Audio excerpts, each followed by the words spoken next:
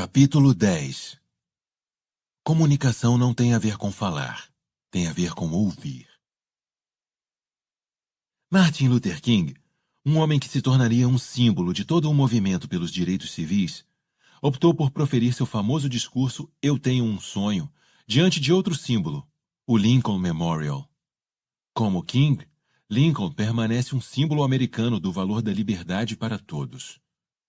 Grandes sociedades compreendem a importância que os símbolos têm de ratificar seus valores e de assimilar suas crenças.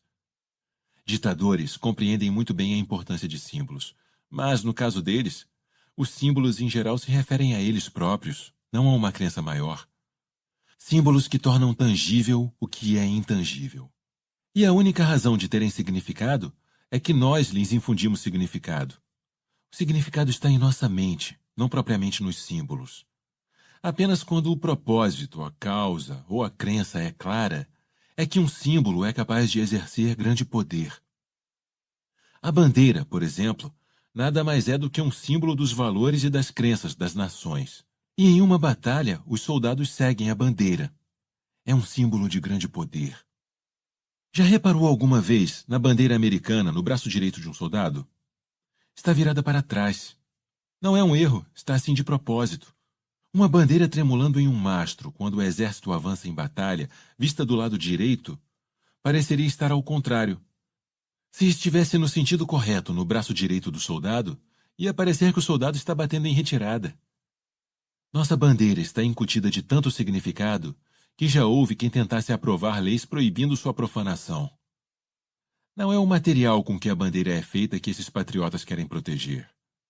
As leis que eles propõem nada têm a ver com destruição de propriedade. O objetivo é proteger o significado que o símbolo representa, o porquê. As leis que elaboraram tentavam proteger o intangível conjunto de valores e crenças que os símbolos carregam. Embora as leis tenham sido rejeitadas pela Suprema Corte, elas suscitaram debates contenciosos e carregados de emoção. Contrapõem nosso desejo de liberdade de expressão ao nosso desejo de proteger o símbolo dessa liberdade. Ronald Reagan, o grande comunicador, conhecia muito bem o poder de símbolos. Em 1982, foi o primeiro presidente a convidar um herói para sentar-se no balcão do salão na Câmara dos Representantes, durante o discurso do Estado da União, uma tradição que desde então é realizada todo ano. Homem que transpirava otimismo, Reagan sabia o valor de simbolizar os valores dos Estados Unidos em vez de apenas falar sobre eles. Seu convidado, sentado junto à primeira-dama, era Lenny Skutnik, um funcionário do governo que tinha mergulhado no gelado rio Potomac apenas alguns dias antes para salvar uma mulher. Ela havia caído do helicóptero de resgate depois de um avião da Air Florida ter caído no rio. Reagan estava tentando ressaltar que as palavras são vazias, mas feitos e valores são profundos. Depois de contar a história de Skutnik, ele reforçou: "Não permita que ninguém lhes diga que os melhores dias dos Estados Unidos já ficaram para trás, que o espírito americano foi derrotado. Nós o temos visto triunfar com demasiada frequência em nossas vidas para parar de acreditar nele agora." Skutnik transformara-se para Reagan no símbolo da coragem. A maior parte das companhias tem logomarcas, mas poucas foram capazes de convertê-las em símbolos significativos. Como a maioria das companhias são falhas ao comunicar aquilo em que acreditam, a maior parte das logomarcas é destituída de qualquer significado. No melhor dos casos, as logomarcas servem como ícones para identificar uma companhia e seus produtos. Um símbolo pode não ter qualquer significado profundo se não soubermos por que ele existe em termos maiores do que o que de simplesmente identificar a companhia. Sem a clareza do porquê, uma logomarca é apenas um desenho. Dizer que uma logomarca representa qualidade, serviço, inovação e afins apenas reforça seu status de ser somente uma logomarca. Essas qualidades têm a ver com a companhia, não com a causa dela. Não se esqueça dos ditadores. Eles compreendem a força dos símbolos, mas não entendem que os símbolos se referem a eles mesmos. Muitas companhias acabam agindo como ditadores. Tudo diz respeito a elas e ao que elas querem. Elas nos dizem o que fazer, do que precisamos. Dizem que têm respostas, mas não nos inspiram e não comandam nossa fidelidade. Para avançar mais um passo com essa analogia, ditadores mantêm seu poder pela ameaça e pela recompensa, e qualquer outra manipulação que consigam imaginar. As pessoas seguem ditadores não porque querem, mas porque são obrigadas.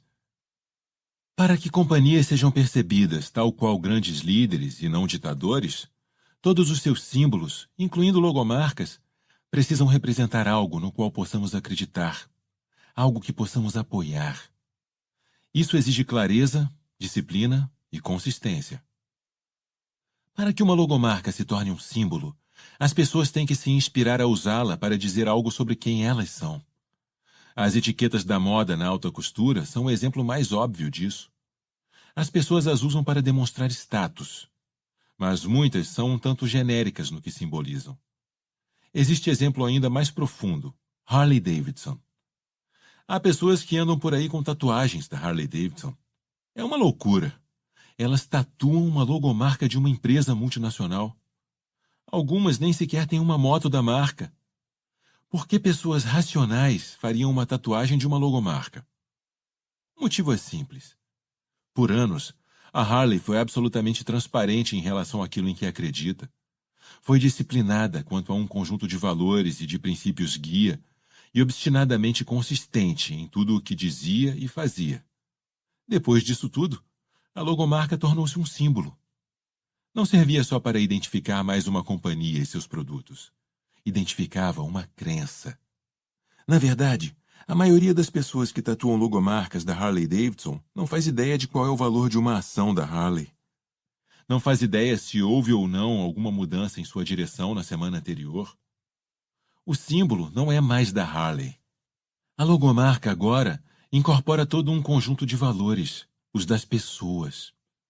O símbolo não diz mais respeito a Harley, diz respeito às pessoas. Randy Flower, ex-fuzileiro naval dos Estados Unidos e hoje gerente-geral de uma concessionária da Harley Davidson na Califórnia, exibe com orgulho uma grande tatuagem da Harley em seu braço esquerdo. Simboliza quem eu sou, diz ele. Principalmente, diz que sou americano. Cliente e companhia são agora uma coisa só. O significado da Harley Davidson tem valor para as pessoas, pois, para os que acreditam no porquê da Harley, esse porquê as ajuda a expressar o significado de sua própria vida. Graças à clareza, à disciplina e à consistência da Harley, a maioria saberá o que aquele símbolo significa. Na verdade, o símbolo tornou-se tão significativo que 12% da receita da Harley Davidson vem estritamente de merchandising. Isso é incrível. No entanto, não são apenas logomarcas que podem servir como símbolos. Um símbolo é qualquer representação tangível de um conjunto claro de valores e crenças. Um dedo sujo de tinta era, para iraquianos, um símbolo de um novo começo. Um ônibus vermelho de 2 andares ou um chapéu de cowboy são ambos símbolos de culturas nacionais. No entanto, símbolos nacionais são fáceis de identificar, pois as pessoas têm uma clara noção de uma cultura que foi reforçada e repetida durante gerações. Não é a companhia ou organização que decide o que seu símbolo significa. É o grupo fora do megafone, no caótico mercado, que faz isso. Se, com base nas coisas que veem e ouvem, os que estão do lado de fora forem capazes de se reportar aquilo em que a organização acredita, com clareza e consistência, então, e só então, um símbolo pode começar a assumir um significado. Esse é o teste mais autêntico de quão efetivamente se produziu um megafone.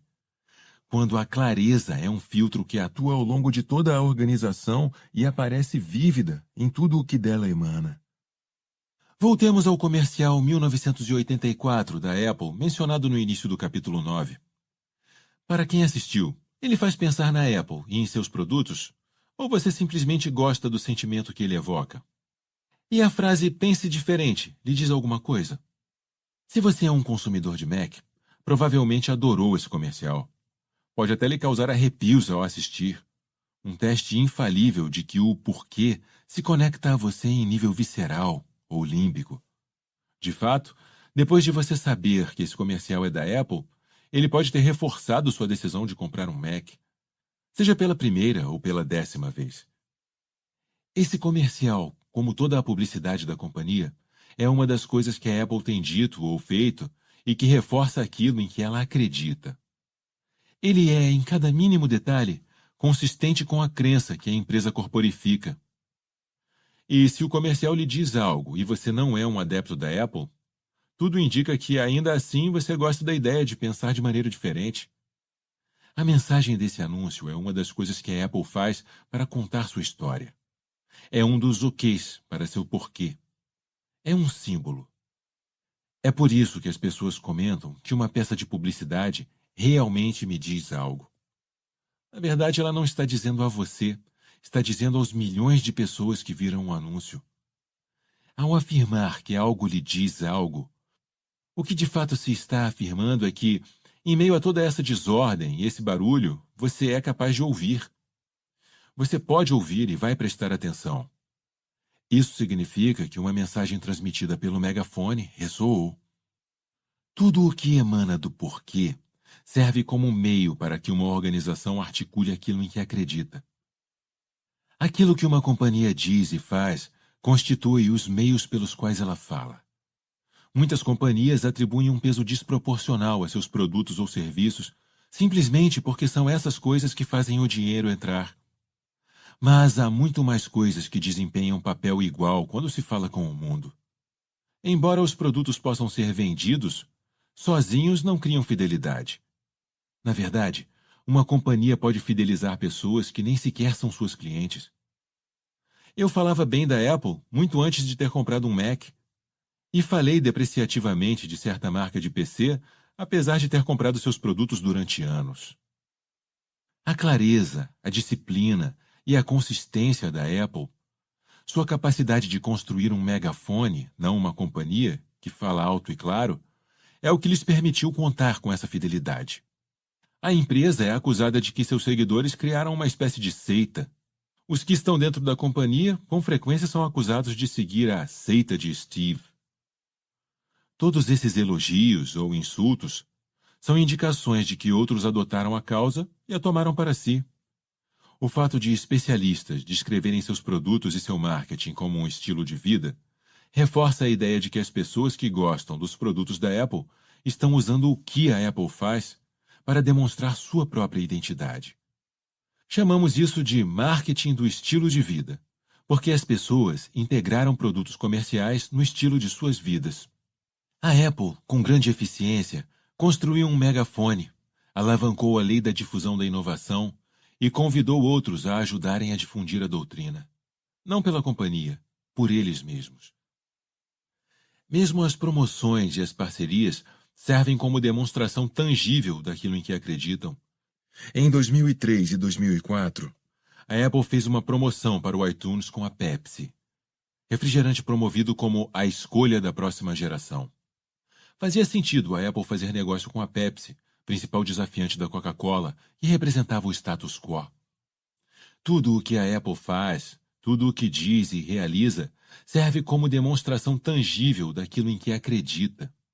O motivo de eu usar o exemplo da Apple de forma tão ampla neste livro é porque a companhia é tão disciplinada em como faz as coisas e tão consistente em o que faz, que, amando-a ou odiando-a, todos temos noção de seu porquê. Sabemos no que ela acredita. A maioria de nós não leu livros sobre a companhia, não conheceu Steve Jobs pessoalmente, não perambulou pelos corredores da sede da Apple para conhecer sua cultura. A clareza que temos quanto àquilo em que a Apple acredita vem de um único lugar: a Apple. As pessoas não compram o que você faz, elas compram por que você o faz. E a Apple diz e faz apenas coisas nas quais acredita. Se o que você faz não demonstra aquilo em que você acredita, então ninguém saberá qual é o seu porquê. E você será obrigado a competir por meio de preço, serviço, qualidade, recursos e benefícios. O material de que são feitas as commodities. A Apple tem um megafone poderoso e é excepcionalmente boa em comunicar sua história. O teste do aipo. Para aprimorar como e o que fazemos, sempre olhamos para o que os outros estão fazendo. Vamos a conferências, lemos livros, conversamos com amigos e colegas para ouvir o que dizem e obter conselhos. E às vezes nós também oferecemos recomendações. Estamos buscando compreender as melhores práticas dos outros para que elas nos ajudem e orientem. Mas é um engano supor que o que funciona para uma organização vai funcionar para outra. Mesmo que o setor, o tamanho e as condições de mercado sejam os mesmos, a noção de que o que é bom para eles é bom para nós simplesmente não é verdadeira. Conheço uma companhia que tem uma cultura incrível. Se perguntados, os funcionários dizem que gostam do fato de que todas as salas de reunião têm uma mesa de ping-pong. Isso significa que, se você puser uma mesa de ping-pong em todas as suas salas de reunião, a cultura de sua companhia vai melhorar? Claro que não. Mas esse é um exemplo das tais melhores práticas. A ideia de que copiar o que ou o como as coisas são feitas em organizações de alto desempenho vai por si só funcionar simplesmente não corresponde à realidade. Como no caso da Ferrari e do Honda, o que é bom para uma companhia não é necessariamente bom para outra. Em outras palavras, as melhores práticas nem sempre são as melhores. Não é apenas o que você faz ou como você faz as coisas que importa. O mais importante é se o que e como você faz são consistentes com seu porquê. Só assim suas práticas serão de fato as melhores. Não há nada errado no ato de olhar para os outros a fim de aprender o que eles fazem. O desafio está em saber quais práticas e quais conselhos seguir. Felizmente, há um teste simples que você pode aplicar para descobrir exatamente o que e como é o certo no seu caso. Trata-se de uma metáfora chamada teste do aipo. Imagine que você vai a um jantar e alguém diz: "Sabe do que você precisa em sua organização? De M&M's. Se você não está usando M&M's em seu negócio, está perdendo dinheiro." Outra pessoa diz: "Sabe do que você precisa? De leite de arroz. Os dados demonstram que atualmente todas as pessoas estão comprando leite de arroz. Você deveria vender leite de arroz." Uma terceira pessoa lhe oferece outro sábio conselho: biscoitos Oreo. Ganhamos milhões quando implementamos biscoitos Oreo em nossa organização. Você deveria fazer isso. Mais uma pessoa diz: aipo. Você precisa ter aipo. Você ouve todos esses grandes conselhos de todas essas pessoas muito bem-sucedidas. Algumas estão no mesmo setor que você. Outras têm mais sucesso. Algumas deram conselhos semelhantes a outros com grande sucesso. Agora, o que você faz? Você vai ao supermercado e pega aipo, leite de arroz, biscoitos Oreo e M&M's. Passa um tempão andando pelos corredores. Vai gastar muito dinheiro se comprar tudo, mas poderá ou não obter algo de valor de alguns ou de todos esses produtos. Não há garantias. Uma coisa é certa. Quando está na fila do supermercado, com todos estes itens na mão, o aipo, o leite de arroz, os Oreos e os M&M's, ninguém consegue enxergar no que você acredita. O que você faz deveria servir de demonstração tangível daquilo em que você acredita, mas você comprou tudo. O que aconteceria se você soubesse qual é seu porquê antes de ir ao supermercado? E se o seu porquê fosse fazer apenas coisas saudáveis que são boas para seu organismo? Você ouve todos os mesmos bons conselhos das mesmas pessoas. A única diferença é que da próxima vez que for ao supermercado, vai comprar somente leite de arroz e aipo. São os únicos produtos que fazem sentido. Não é que os outros conselhos não sejam bons, só não são bons para você. O conselho não se encaixa. Filtrando suas decisões, usando o seu porquê, você passará menos tempo no supermercado, gastará menos dinheiro e, assim, ganhará em eficiência. Você terá garantido que vai extrair valor de todos os produtos que comprou. E o mais importante, com apenas o aipo e o leite de arroz no carrinho, aquilo em que você acredita fica óbvio para as pessoas que passam. Estou vendo que você acredita em cuidar de sua saúde, poderiam lhe dizer. Eu penso da mesma forma. Tenho uma pergunta a lhe fazer. Parabéns! Você acaba de atrair um cliente, um funcionário, um parceiro ou uma referência simplesmente tomando as decisões certas. O simples fato de assegurar que o que você faz demonstra aquilo em que acredita torna fácil para as pessoas que acreditam na mesma coisa encontrarem você. Você comunicou com sucesso o seu porquê, tendo como base o que faz. Esse é um conceito idealista, e no mundo real, nem sempre esse nível de disciplina é possível. Compreendo que às vezes temos que tomar decisões de curto prazo para pagar contas ou obter alguma vantagem de efeito rápido. Tudo bem. O teste do Aipo se aplica nesse caso também. Se você quer um pedaço de bolo de chocolate, vá em frente. A diferença é que, quando você começa pelo porquê, sabe muito bem que o bolo de chocolate é uma decisão de curto prazo que não se encaixa em suas crenças. Você não tem ilusões. Sabe que só está fazendo isso pela demanda, de curto prazo, do açúcar, e que terá de trabalhar com um pouco mais de empenho para eliminar isso do seu sistema. É espantoso o número de negócios que considera que certa oportunidade é aquela que os levará rumo à glória, e depois a veem estourar e lentamente murchar com o tempo. Eles veem o bolo de chocolate e não conseguem resistir. Começar pelo porquê não só ajuda você a saber qual é o conselho certo a seguir, mas também a saber quais decisões o deixarão fora do equilíbrio. É claro que você pode tomar essas decisões se precisar, mas não faça isso muitas vezes, pois, do contrário, com o tempo ninguém saberá em que acredita. Mas aqui está a melhor parte. Assim que eu lhe disse o porquê, você soube que íamos comprar apenas aipo e leite de arroz, antes mesmo de ter lido. Assim que lhe dei o filtro, assim que disse o porquê, você soube exatamente quais decisões tomar. Isso se chama escala. Com um porquê claramente declarado em uma organização, qualquer um dentro dela é capaz de tomar uma decisão com tanta clareza e precisão quanto o fundador. Um porquê oferece o filtro muito claro para a tomada de decisão. Quaisquer decisões, contratações, parcerias e táticas deveriam passar todas pelo teste do Aipo. Quanto mais Aipo você usa, mais confiança você ganha. Mark Rubin é um bom pai.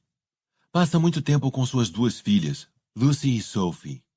Em uma tarde de sábado, sua esposa, Claudine, levou Lucy para brincar na casa de uma amiga, e Mark ficou em casa para cuidar de Sophie, que tinha 5 anos. Mark queria, na verdade, relaxar um pouco no sofá e não ter que brincar de casa na árvore pela 9ª vez naquele dia. Para manter Sophie ocupada, ele optou por usar a TV como babá. Mark tinha 2 DVDs novinhos como opção. Ele não tinha assistido nem ouvido falar deles na imprensa ou de amigos com filhos pequenos. Mark não estava a fim de assistir ele mesmo ao desenho animado. O plano era deixar Sophie curtindo o filme no quarto, enquanto ele assistia a outra coisa na sala. Um dos DVDs era de uma companhia da qual ele nunca tinha ouvido falar, e o outro era da Disney. Qual deles Mark pôs para tocar? Qual deles você poria no aparelho de DVD? A resposta é tão evidente que a pergunta chega a ser tola. Mas, por diversão, consideremos os fatos. Os 2 DVDs eram de desenhos animados. Os 2 eram adequados para uma criança. Os 2 ostentavam algumas boas resenhas na embalagem. A única diferença é que nós confiamos no DVD da Disney. A Disney não é perfeita. Vez ou outra enfrenta problemas de gestão e de liderança. O valor de suas ações volta e meia cai. O tempo todo há processos movidos contra ela. Alguns a incluem entre todas as detestáveis organizações que trabalham para agradar Wall Street. Então, por que deveríamos confiar nela? A Disney opera com um claro senso do porquê. Ela existe para promover uma diversão familiar boa e sadia, e tudo o que diz e faz funcionou durante décadas para demonstrar isso. O motivo de confiarmos na Disney é simples. Sabemos em que ela acredita. Eles passaram no teste do AIPO. É o tempo todo tão consistente em tudo o que diz e faz que os pais confiam na empresa o bastante para expor os filhos a um conteúdo dela sem primeiro analisá-lo. Isso não tem nada a ver com a qualidade dos produtos. Não é racional. A Southwest Airlines também passou no teste do AIPO. A companhia tem sido tão consistente ao longo do tempo que quase sabemos o que esperar dela. Por exemplo, a companhia só oferece lugares não marcados em seus voos para demonstrar que acredita na liberdade. E faz sentido.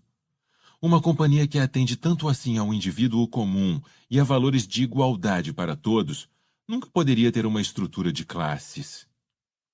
Se a Delta, a United ou a Continental tentassem fazer o mesmo, não faria sentido. Lugares não marcados não se encaixam em seu modo de ser. Em violação ao AIPO. Sandálias Birkenstock, camisetas tingidas, colares de margaridas e uma Kombi. Todos são símbolos dos ideais hippies de paz, amor e tudo o que é vegetariano. Assim, houve alguma surpresa em 2004, quando a Volkswagen lançou um modelo de luxo de $70 mil em sua linha. A companhia, famosa por ter posto um jarro de flores frescas no painel de seu New Beetle, lançou o Phaeton, como tentativa de competir com carros de acabamento luxuoso, inclusive o Classe S da Mercedes-Benz e o Série 7 da BMW. O carro motor V8 de 335 cavalos alardeava alguns dos mais avançados recursos na indústria, como sistema de suspensão a ar comprimido e controle de clima em 4 zonas. Incluía até um sistema de massagem shiatsu nos assentos, controlado eletronicamente. O carro era uma realização espantosa. Com um interior muito confortável e um monstro na estrada, superava outros carros de luxo mais estabelecidos em sua classe. Os críticos o adoraram. Mas havia um pequeno problema. Apesar de todos os fatos e todos os números, recursos e benefícios, e independentemente da engenharia alemã famosa no mundo inteiro, poucas pessoas compraram Phaeton. Ele simplesmente não fazia sentido. O que a Volkswagen tinha feito era inconsistente com aquilo em que nós sabíamos que eles acreditavam. A Volkswagen, cujo nome traduzido do alemão significa carro do povo, tinha passado gerações fabricando carros para você e para mim. Todos sabiam o que a Volkswagen significa: poder para o povo. A empresa deu vida à sua causa com produtos de qualidade que uma pessoa comum poderia comprar. Em uma única investida de engenhosidade alemã, a Volkswagen colocara a si mesma em total desequilíbrio. Não é a mesma coisa que a Dell lançar um tocador de MP3 ou a United criar a TED, uma companhia aérea de baixo custo. Naqueles casos, não temos ideia de qual seja o porquê das companhias. Sem qualquer conhecimento ou percepção de seu porquê, não poderíamos ser levados a comprar produtos delas que estivessem além de o que elas fazem. Mas, neste caso, a Volkswagen tinha um porquê claro. Porém, o que produziram estava completamente desalinhado com ele. Eles fracassaram no teste do AIPO. A Toyota e a Honda sabem disso melhor do que a Volkswagen. Quando decidiram acrescentar modelos luxuosos às suas linhas, criaram novas marcas, Lexus e Acura, respectivamente. A Toyota se tornara um símbolo de eficiência e acessibilidade para a população. Tinha construído seu negócio sobre uma linha de carros de baixo custo. Sabiam que o mercado não pagaria um valor extra por um carro de luxo que tivesse o mesmo nome ou a mesma logomarca no capô. Embora seja um carro de luxo, o Lexus é mais um o quê para o porquê da Toyota. Ainda corporifica a mesma causa dos carros da marca Toyota e os valores da companhia são os mesmos. A única diferença é o que estão fazendo para dar vida à sua causa. A boa notícia é que a Volkswagen não voltou a cometer o mesmo erro, e seu porquê continua claro.